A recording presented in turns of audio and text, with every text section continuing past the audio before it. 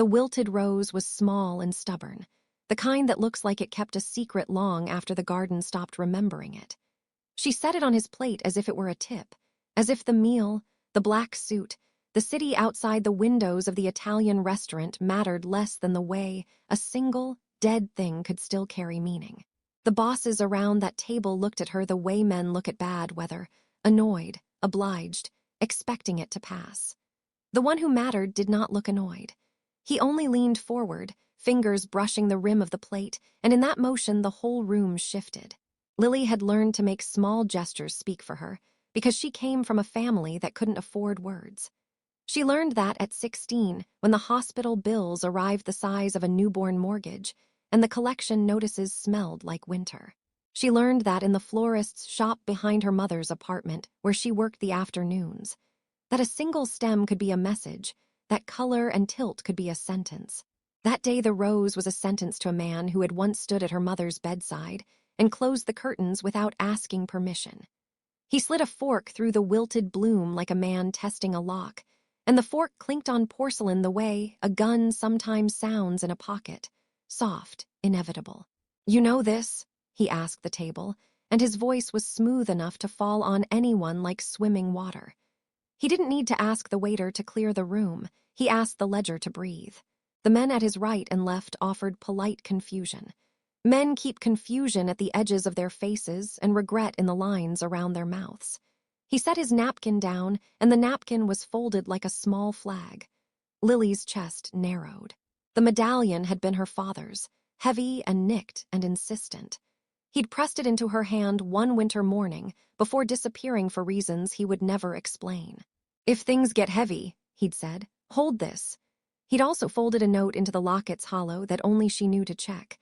A child's scrawl, a hospital stamp, 2 digits of a phone number that led nowhere. The medallion hung under her collarbone as she stood by the table, and when their eyes met the boss, Nico Santoro, who was as much an address as a person in half the boroughs, his gaze snagged for a moment on the faint indentation the medallion made against her skin. Recognition is a small animal that lives in big men. It doesn't roar. It pauses like breath. He kept his palm flat on the table, as if he might be able to smooth out whatever memory the rose had roughed up. "Where did you get that?" he asked her, not with the curiosity of a host, but the precise curiosity of a man cataloging assets. "From the old shop on Fulton," she said. Her voice, practiced from countless customer complaints and whispered apologies to dying plants, was calm. "My mother used to work there." He smiled, and it was a calculation suddenly made public. "Fulton," he repeated, as if cataloging a ledger entry. Lily's mother had lied about the boss for years the way other people lied about their pasts, softly, to keep the present from cracking. "He loaned me money," her mother had told Lily in 2 sentences that were both complete and incomplete. "Once, when you were 6. Her mother's eyes left the sentence unfinished like a cliff. Lily had accepted the loan and grown into its terms. Extra shifts, fewer meals out, a tolerance for quiet. That night in the restaurant, the loan had a name across it and a face that had been in half her childhood photographs hidden in a shoebox under a stack of unpaid electric bills. As Lily stood, a waiter cleared his throat. "Sir, the wine!" But Nico dismissed the interruption by flicking his fingers, and the waiter retreated like a small, obedient animal. The men around the table took their cues. Laughter, a snort, a puff of smoke that floated upward and dissolved in the chandelier light. There was danger in small, polite things when you were the kind of person who served both. The first reveal was a small one. The boss recognized the rose. The second revealed itself as a crease in his expression, a place where something else had lodged and then dislodged, like a coin sliding out of a couch cushion. He asked Lily to sit. He ordered a private wine for himself and a coffee for her. The private table was a rectangle of glass with a single candle that did less light than the city outside, and the city smelled of rain and exhaust and someone else's barbecue. He placed his watch, an old Swiss thing with a scratch across the face, on the table like a token. Lily's thumb remembered the cold metal of her father's medallion. The boss's watch made the familiar metallic arc of things men wore to tell time they preferred not to spend. "You work at the flower shop," he said. You knew the family who owned it, yes, she answered cautiously. My mother's sister worked there before she left. We helped out sometimes. He watched her like he was reading a ledger and finding a line that had been misfiled. Then the third reveal came down like rain. He asked, almost conversationally, "Do you know a name Marco DeLuca?" Lily's throat closed. Marco DeLuca was a name in the shoebox. A man in a photograph with her mother at a parade, arms slung around her like a shield. He was also a name that had appeared in overeager gossip columns, in whispered police reports, in an old hospital intake form where a young woman had given a maiden name and a wrong address. "No," she said. "I don't." Nico's smile narrowed. Outside, a car alarm occupied the night for a moment and then fell silent. "Lies don't like to stay hidden," he told her, and his voice slid into a tone she had heard before on late-night television, clear, cold late. "Tell me about the medallion." She touched it under her blouse without meaning to, fingers finding the smooth dent from when her father had once tried to pry it open for a secret note that never fully made sense. She told him the truth, that it had been her father's, that she wore it for luck, that it smelled faintly of talcum and wet pavement. He nodded, not forgiving her for having secrets but cataloging them. That night she walked home with the medallion heavy at her throat and a weight heavier than lead pressing under her ribs. The city tasted like pennies. There was a man on the corner with a guitar, singing about places that didn't exist anymore, and she sat on the nearest stoop and let the song finish like an offering. When she unlocked the door to her mother's apartment, the hallway smelled like boiled cabbage and medicine. Her mother, eyes rimmed in red, asked if she had eaten. Lily said she had. She didn't tell her mother that the boss had known the name that had haunted their photographs. The next morning, Lily began to find that the small things collected like flypaper. A man asked for directions only to linger at the corner. A courier dropped off an envelope not addressed to her, but with her initials. Inside the envelope was a photograph she had seen before, but never in this light. A young woman in hospital scrubs, laughing, a child in a stroller with a ring of dried chocolate on his chin. On the back of the photograph, someone had written, in a hand she recognized as her mother's, "Marco, remember." Her stomach dropped. The photograph was one of the motif objects in her life now, a tiny anchor with a red thread through it. When she took the photograph to her mother pretended not to see the handwriting. "Old junk," she said. "You've been sleeping too little, Lily." Her hands trembled when she wrapped the tea towel around the kettle. Lily watched how her mother's ring, an old gold band engraved with an initial, caught the light. The ring had belonged to Lily's grandmother, who used to hum while she ironed linens and told stories of a coastal town the way other people told fables. The ring looked ordinary until she noticed that the engraving had been altered, the curves of the initial filed down in one place, as if someone had tried to erase a map. Lily's sympathetic motive was simple. Her younger brother, Jonah, had been diagnosed with a congenital heart condition. The hospital appointments stacked like tax forms, and the bills had become a calendar of dread she tried not to read. She'd worked at the flower shop to keep the lights on and to buy antibiotics without rationing. That motive made her brave in a small way. It made her the kind of person who would place a dead rose on a mafia boss's plate and keep her hand steady. A night phone call came sharp and metallic. A neighbor who worked late for the hospital, a voice clipped. "There's been a hit," he said. "On Fulton, someone's been taken." Her breath folded. A hit in the neighborhood meant the wrong people had wandered near the wrong kind of ledger. She drove too fast and then too slow through streets that suddenly looked like places to hide.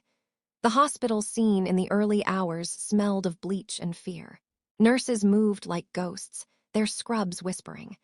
Jonah lay in a white bed with tubing like strings tying him to the machine's slow, insistent breathing. A bruise was starting on his temple.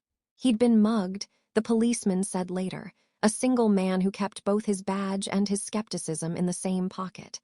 "Probably kids," he offered. "Maybe drugs."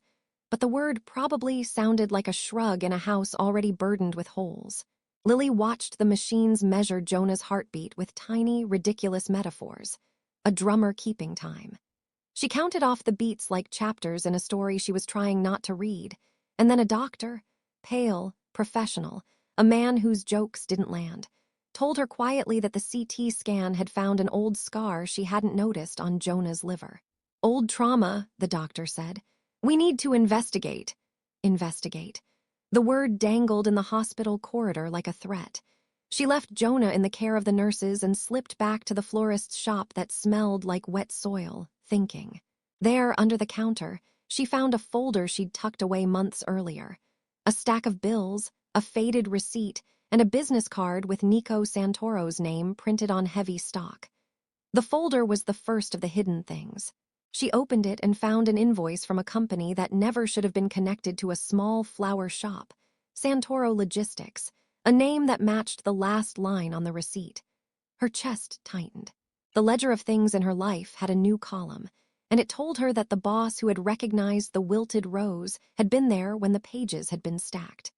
The second required scene, the secret room discovery, waited behind a false panel in the florist's back room that she had never thought to check.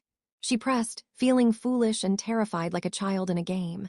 The panel clicked away and a cool draft kissed her face. Inside were envelopes, clipped-together receipts, a photograph stitched to a ledger page with a paperclip, and a leather-bound book so thick it felt like a Bible for accountants. She found entries, dates, sums, names, that connected the florist's donations to a string of shell companies.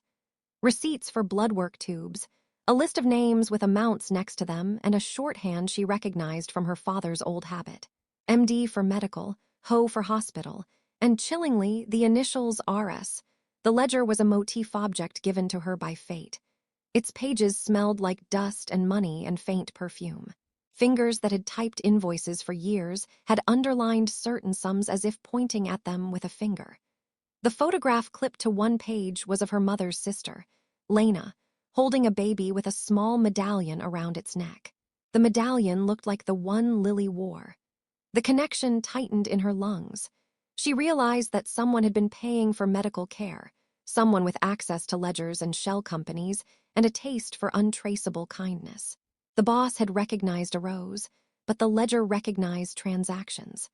She sat on the shop's floor in the sweet dirt and let the truth rearrange into something that might be wrong or might be exact. She imagined the ledger's pages as the bones of a body. When you righted one wrong bone, the rest could fall into place or collapse. She pocketed a single page with a date and an amount. Her evening plan: bring the page to the police, confess nothing, ask questions like a patient thief. Dissolved when a car idled outside and a man she had never met stepped out, the collar of his jacket up as if he had prepared for rain. He knocked on the shop window like a metronome. His eyes scanned the inside, and then, with a kind of brutal politeness, he reached for the door. When he stepped inside, the florist's bell chimed, a small sound she had long associated with happy customers and last-minute corsages. He closed the door behind him, and the shop smelled suddenly like someone else's cologne and the wet, metallic anticipation of rain. "Miss Hart?" he asked. His voice carried the flatness of someone who had rehearsed asking that question. He was a detective, blue suit, nervous hands, badge hidden like a second skin. Lily's first instinct was to deny. Her second was the ledger. She put the page on the counter. "People pay for things," she said, letting the words be a bridge across a river she wasn't sure was safe to cross. "They don't always want attention." He studied the page and then the photograph, and his eyebrows rose just enough to be legible. "This links Santoro to a string of payments labeled medical assistance," he said. He pronounced the words like a man reading a telegram. "We thought it was community philanthropy. We didn't know the flow. We didn't know the ledger." An interrogation scene followed. In the way a hallway conversation can be an interrogation if the man across from you is patient and has paperwork. They met in a precinct room that smelled like copier dust and cold coffee. The detective, whose name was Harlan, a man with too many years on the job and a loneliness he hid behind files, said, "We need everything you have." He had a recorder, a pen with which he could turn the world into a list, and the look of a man who had watched ordinary things become evidence. Lily told him about the medallion, the photograph, the ledger, the wilted rose, and Jonah's hospital bills. She watched how his face softened at the edges and then hardened like the water around ice. "Why would a mafia boss help with medical bills?" Harlan asked. Why not claim it? Why be invisible? Some men don't want a parade, Lily said. Some men like to keep debts. The words tasted like metal. Harlan's pen paused. Do you think it's charity? She thought of the way Nico had handled the rose, the way recognition had run across his face like a memory. She thought of the medallion's hollow and the way it stored small things. I think it's leverage, she said quietly. I think when someone pays your hospital bills, they own a line in your ledger. Harlan's jaw tightened. If Santoro is buying silence, we're looking at a lot more than state and island favors, he said. This could be a tax evasion angle, money laundering, protection fees dressed as philanthropy. He stopped mid-sentence like someone who had invented too many possibilities. Lily, if this links to your family, we have to protect you. The boss doesn't like paper. Protection sounded like a word that left the precinct in a paper bag and never returned to a kitchen table. Lily imagined rent payments wrapped in the same paper. She loved the notion of safety like she loved moth-eaten sweaters, fondly and with resignation. The next night, the ambush came for her like a summer storm. She was closing up shop when someone slipped through the back door and the smell of their breath hit her like rust. A slender man with a face like a cave and a voice made of coal pressed a hand to her mouth and hissed, "Quiet." Her wrists were cuffed behind her back with zip ties that chafed like a cheap pen. They put a hood over her head, and the world reduced to sound. The shuffle of their boots, the rustle of a bag, a radio somewhere off in the distance that played static like distant applause. They took her to a warehouse, a place full of shipping pallets and shadows. A man who smelled of lemon oil and old tobacco sat with his legs crossed like he had time to waste. Another man produced the ledger, tossing it like a small animal. You found this, the man with the ledger said, like a teacher scolding a pupil for asking too many questions. You know what this is, little flower girl. Her tongue tasted of dust. She thought of Jonah in the hospital and how options without money read like a child's book with pages torn out. It helps us, she said, and the word fell flat. Then Nico entered the light. He moved like someone who had rehearsed every entrance. He didn't raise his voice. He rolled into the room like fog. You shouldn't have taken that, he said. Kidnapping is an action that insists on its own rhythm. The small smells, the nervous laughter, the scraping of chairs. He looked at her not as an enemy but as a puzzle piece. You cut a line, he told her. People who buy hope do not like to be exposed. Lily's voice came with the force of someone who had nowhere to go but forward. My brother is in the hospital, she said. He got hit because of people dressed as kids. He needs surgery. I needed the money. I took the ledger to the police because they said they'd help. Nico's expression changed, not to anger at first, but to something softer that shifted into grief like a tide. You could have asked, he said quietly, and the room listened as if a conductor had dropped his baton. You could have come to me. His hand trembled when he put it on the ledger. For the first time since she'd known men like him existed, she saw a face crack. This was the boss losing control, but it was losing control in a way that wasn't a simple explosion. It was an unmasking. His jaw opened as if to say something personal and forbidden, and then closed again. He reached into his jacket and pulled out a photograph. It was old, the edges curled. It showed a hospital crib, a woman in a nurse's cap, and a small hand wrapped around a medallion. He placed the photograph in front of her with a gentleness that didn't fit his reputation. You remember this? He asked. She did. It was a picture, one she'd seen in her shoebox, but never like this. The nurse in the photograph was smiling in a way that had always struck her as brave. The baby in the photo wore a medallion that was unmistakable. Lily's breath silenced. He swallowed. That's my sister, Nico said. She worked nights in the NICU at St. Mary's. The words came out like a confession. She used to tuck a medallion onto babies who had no families. She'd say, somebody will come back for them. Lily watched his face as if she had never seen a map before. Lines folded around his eyes.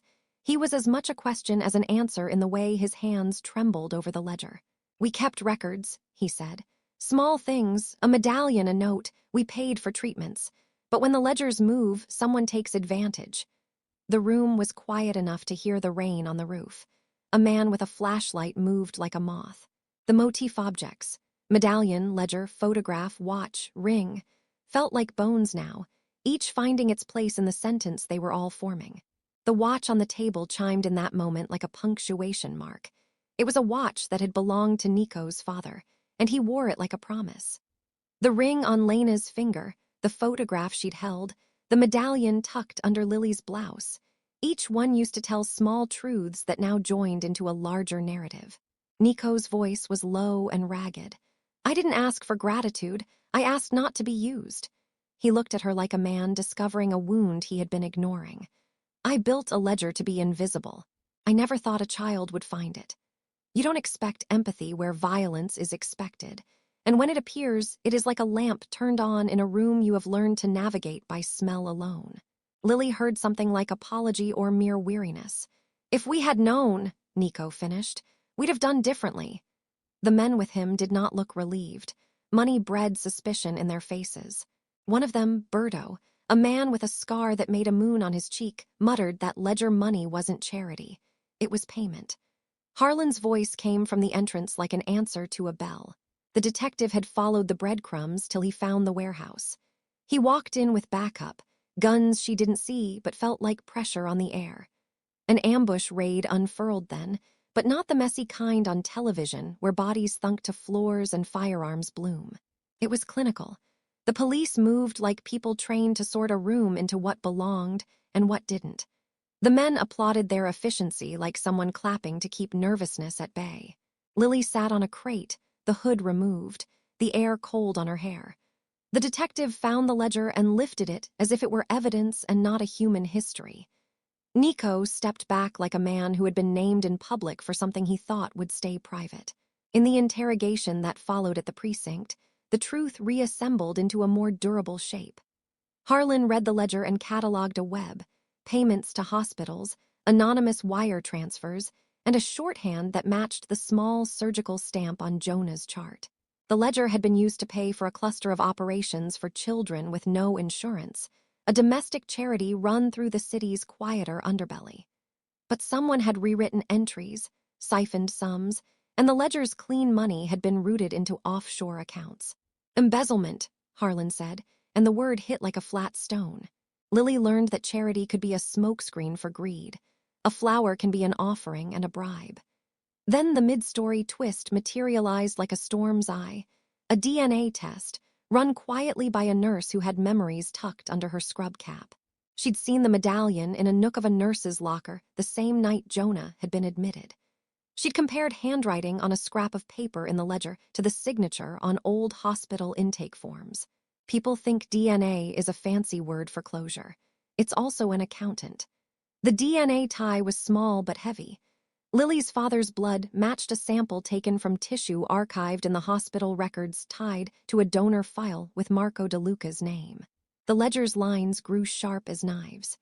Lily's father, gone from photographs like a footnote, turned into a name on a medical file, and suddenly the world had a new axis. Nico watched the files with a stillness like a man who had been waiting to see if the pattern would form. He had a ring on his finger, a simple band she had seen in the photograph of Lena. He looked at that ring and at a picture of a child who had been given his surname on paper but not in law. "You are not safe," he said to her once, softer than the word deserved. Lily, ever the protagonist whose motives were anchored in family, now faced the press of identity. If the DNA tied her to Marco DeLuca, and, through him, to money or enemies, she had to choose whether to let her family's past dictate her future. The ledger suggested someone had been keeping costs on life like a spreadsheet. Revenue, expense, gratitude, purchase. But a mid-story twist is not just a reveal, it is a pivot. The ledger's numbers pointed not only to theft, but to intentional redirection. Some of the funds meant for children's care had ended up in accounts whose beneficiaries included names connected to Nico's inner circle. The game-changer reveal took the form of a hidden folder discovery at Santoro's private office in his penthouse overlooking the Hudson, a place of glass and calm. Lily, with the odd aid of Harlan and a warrant, watched a locksmith old as the city's subways open a safe that had been intended to remain sealed. Inside were journals, hard drives, and a photograph that looked like a bomb wrapped in tissue.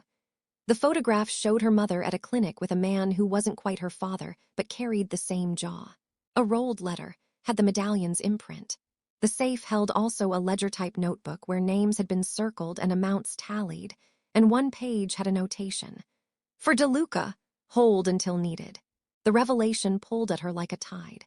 Sitting in that office, she realized the protagonist arrow that had been fired toward her life had been aimed by someone who knew where she'd be standing. If the ledger had once meant aid, then its redirections meant someone had been laundering compassion for advantage. The hidden folder showed proof. Payments made to surgeons with fake credentials, shipments of samples delivered under hospital seals, and a line item marked in all caps. EM. The initials cut like a notch in wood that could fit an old ring. Lily held the image and the ledger pages and felt the room tilt. The boss had known the rose because someone had taught him which flowers mean what. Someone had placed medallions on nameless babies because that was how favors were recorded in the margins. Someone had written EM in a safe. She was forced to stand up to the boss in a way she had never planned. Not just at a restaurant or in a warehouse, but in front of his lawyers and a bank of microphones as news of ledger irregularities leaked into the papers. The public payoff demanded a show. Nico was accused, publicly and privately, of complicity. Lawsuits bloomed like mold in bread. The boss, who had once been a shadow at the city's edge, found himself photographed with a ledger open on his desk and a watch that had once been secrecy around his wrist. Their confrontation took place in the only arena the city most people trust, a courtroom. Harlan sat across from his file in a jacket that looked like it belonged to a man who had smoked a lifetime of cigarettes with his regrets. Lily watched cross-examination unfold like a card trick. She stood at the witness stand and told the truth because truth was the only coin she had not yet squatted in her palm. Her voice trembled but did not break. She said how she had found the ledger, how the payments had shifted, how her brother had been injured, and how she had placed the wilted rose on a plate to attract attention she could not pay for. The boss's emotional unmasking came in a way that would surprise no one who had read the ledger. Nico, uncannily composed until then, lost control at 2:00 in the afternoon when an exhibit revealed a photograph of a neonatal ward and a list of children's names with medallions circled. He stood like a man whose feet were leaving the present and making for a memory. "I tried to give them something," he said, voice cracking. "I thought if I paid, it would be enough." For once, the courtroom heard a man confess to a misbegotten kindness, to the hubris of thinking money could replace motherhood or a father's hand.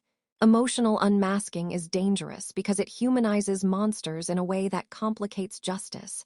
And the prosecutor, lean, precise, and not given to mercy, pointed out that human kindness had been weaponized.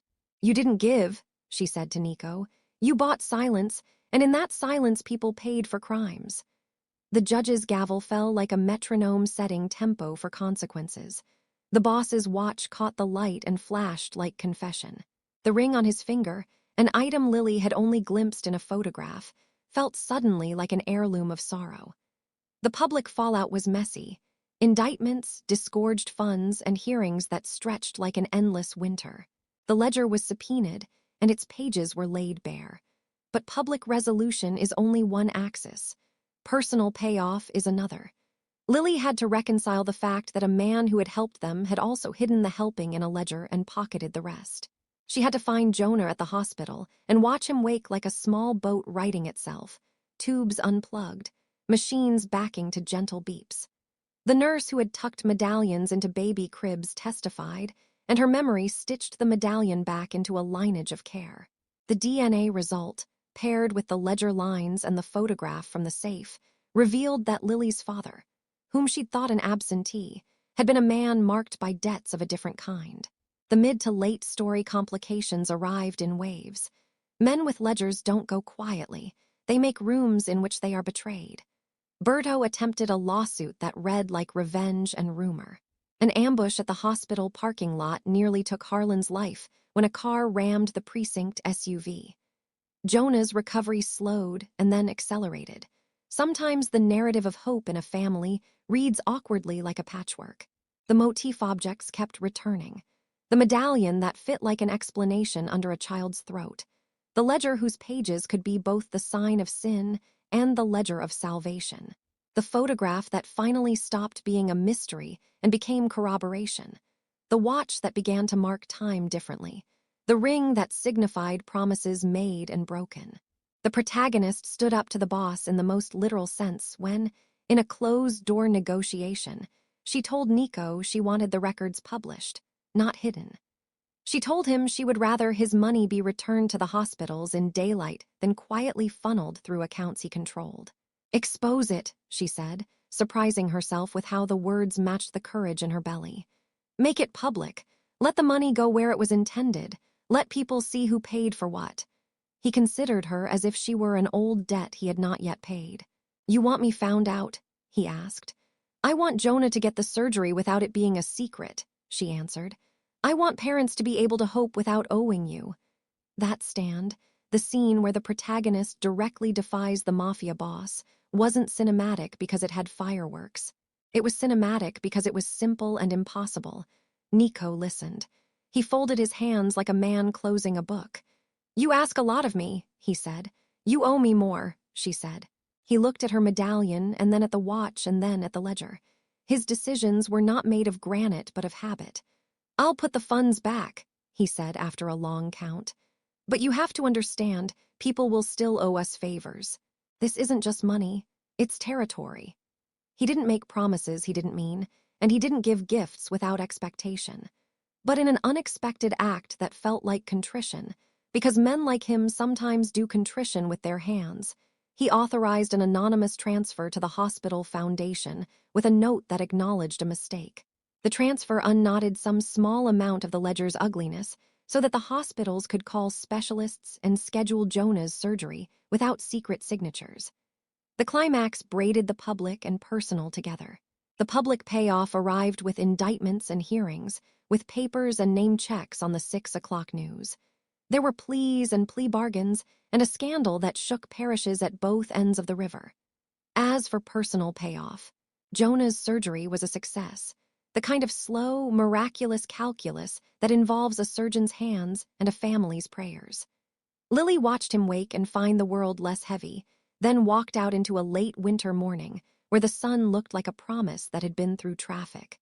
But the ledger lingered. It had to. Not everything could be rewritten.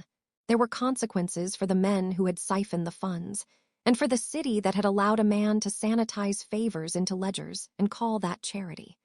For Lily, the major denouement came in the form of a letter with a courier's stamp. Inside was the medallion's hollow revealed and a note. "Some debts are not money. Some debts are memory. Use both well." The note was in a handwriting she did not recognize, but the medallion fit against the paper like a lock. The note suggested an ancestor of kindness, a lineage of people who had tried to correct what the ledger had made messy.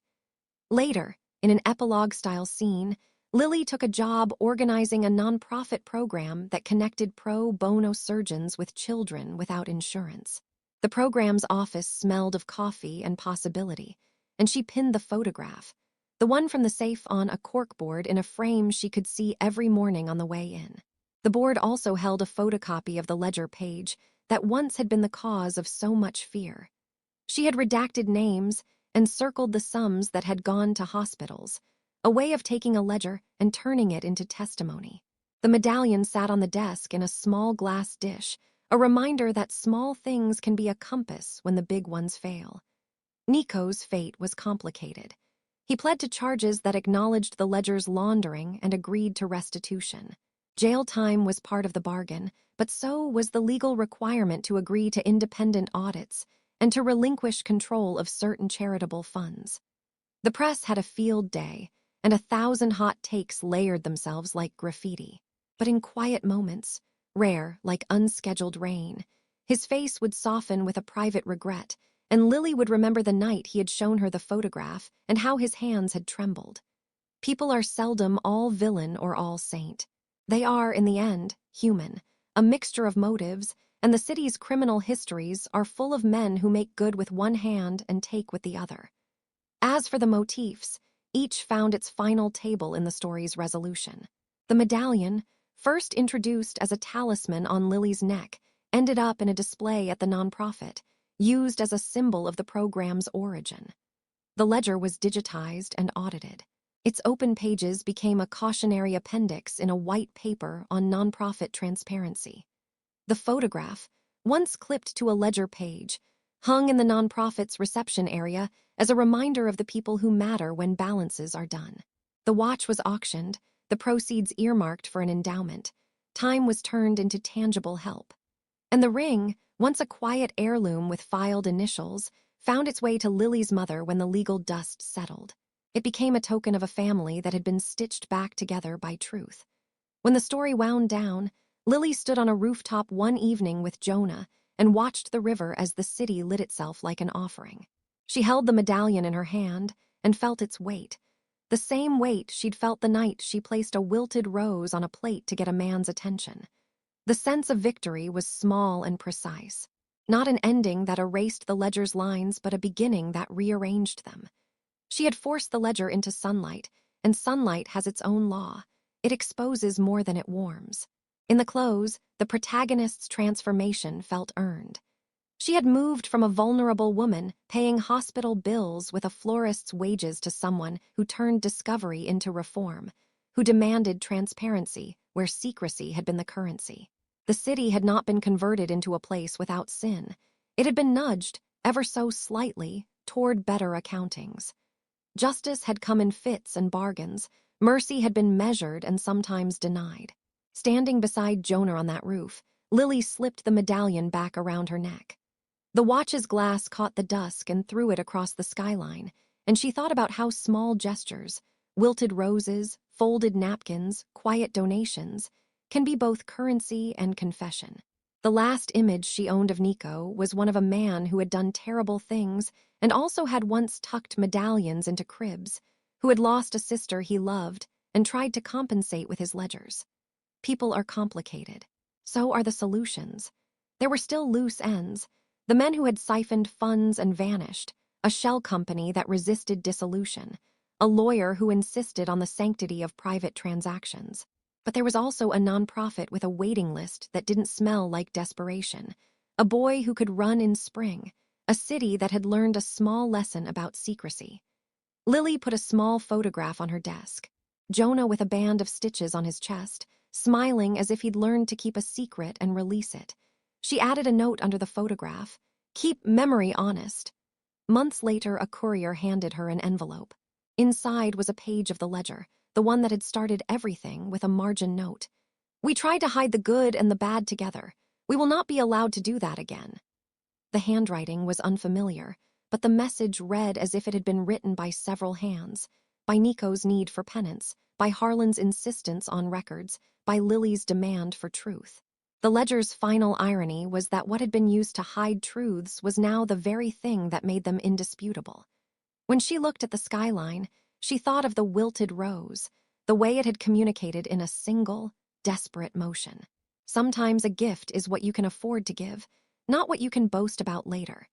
She kept the rose between pages of the ledger in a small plastic sleeve, less as memorabilia and more as a reminder that small tokens can catalyze enormous revelations.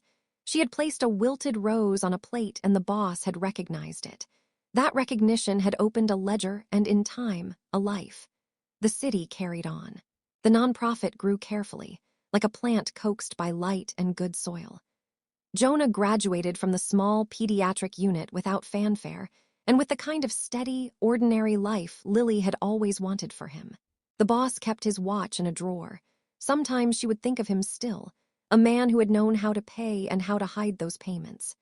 She sat in the nonprofit office, hands on the ledger's copy, and understood finally that some debts were not meant to be repaid in cash, but in correction. There are endings that are clean and endings that are honest. Lily's was the latter. She returned to the shop once, trimmed the dead stems from the back window's plant box, and planted new roses in a row. The florist's bell chimed, and a child ran in with a coin in her pocket and a hand ready to help pick flowers. Lily smiled, a small, private thing. She put a fresh rose in a cup on the counter, red and upright, and when a man came in and asked for a single stem, she handed it to him like an offering of days to come. This story left the ledger open, The medallion on her chest, the photograph on the corkboard, the watch auctioned for charity, the ring returned to her mother. It left the city less forgiving of secrets and more insistently curious about accounting. And it left a girl who had placed a wilted rose on a mafia boss's plate to find that recognition could be dangerous, yes, but that it could also be the first step toward making things right.